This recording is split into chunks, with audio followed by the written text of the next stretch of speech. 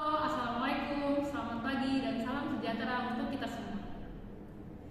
Dalam video ini, kami akan membahas mengenai tips dan trik untuk kamu yang ingin memulai untuk berinvestasi dengan deposito.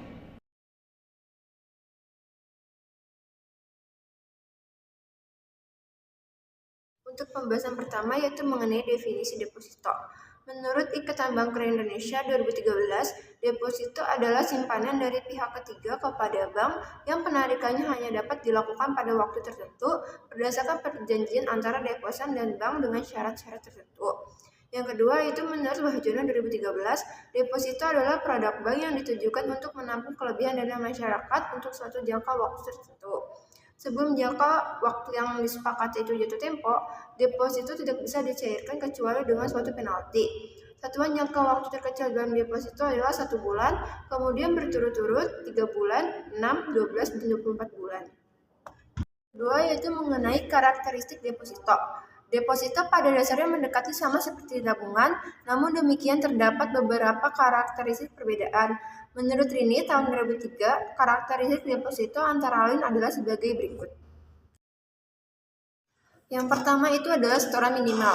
Tidak seperti tabungan yang dapat dibuka dengan setoran awal yang kecil, minimal penempatan deposito lebih besar, sehingga memerlukan uang lebih banyak untuk membuka deposito. Yang kedua yaitu jangka waktu.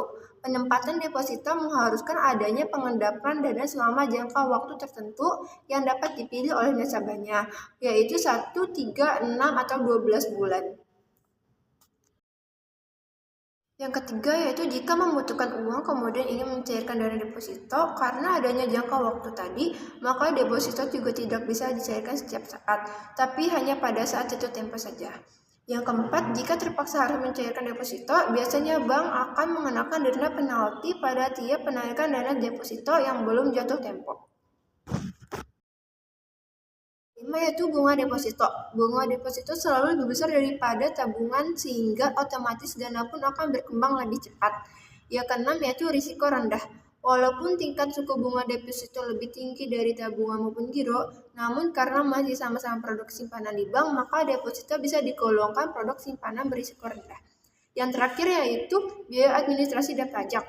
Keuntungan lain dari deposito adalah tidak dikenakannya biaya administrasi bulanan, tidak seperti tabungan atau giro yang dikenakan biaya administrasi bulanan. Pembahasan selanjutnya yaitu mengenai jenis-jenis deposito. Menurut Kasmir 2002, terdapat 3 jenis deposito, yaitu yang pertama mengenai deposito berjangka. Jenis deposito yang diterbitkan menurut jangka waktu tertentu. Jangka waktu deposito biasanya bervariasi mulai dari 1, 2, 3, 6, 12, 18, sampai dengan 24 bulan. Deposito berjangka diterbitkan atas nama baik perorangan maupun lembaga. Artinya di dalam bilet deposito tercantum nama seseorang atau lembaga si pemilik deposito berjangka. Selanjutnya yaitu sertifikat deposito, yaitu simpanan pihak lain dalam bentuk deposito yang sertifikat bukti penyimpanannya dapat dipindahtangankan.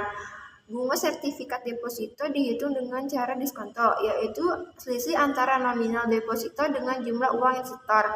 Sertifikat deposito diterbitkan atas unjuk dalam bentuk sertifikat dan dapat diperjualbelikan atau dipindahtangankan kepada pihak lain. Yaitu deposito on call, merupakan jenis deposito yang berjangka waktu minimal 7 hari dan paling lama kurang dari 1 bulan. Diterbitkan atas nama dan biasanya jumlah yang besar, misalnya 50 juta rupiah, tergantung dalam bank yang bersangkutan. Pembahasan selanjutnya yaitu mengenai faktor yang mempengaruhi penghimpunan deposito. Terdapat beberapa faktor yang mempengaruhi tingkat penghimpunan dana masyarakat dalam bentuk deposito. Antara lain yaitu sebagai berikut. Pertama yaitu tingkat suku bunga, yaitu imbalan yang diberikan oleh bank guna meningkatkan penarikan dana dari masyarakat. Karena dengan tingkat suku bunga yang lebih tinggi, maka pendapatan yang diperoleh deposito atas simpanan akan besar pula. Yang kedua yaitu tingkat inflasi. Dengan adanya inflasi, hasrat masyarakat untuk mencari dananya dalam bentuk deposito berjangka semakin berkurang. Saat kondisi ini terjadi, harga dinilai saat itu rendah. Yang ketiga yaitu besarnya tingkat pendapatan masyarakat. Masyarakat akan lebih banyak menyimpan dananya dalam bentuk deposito di bank apabila mereka dapat memperoleh pendapatan yang lebih tinggi.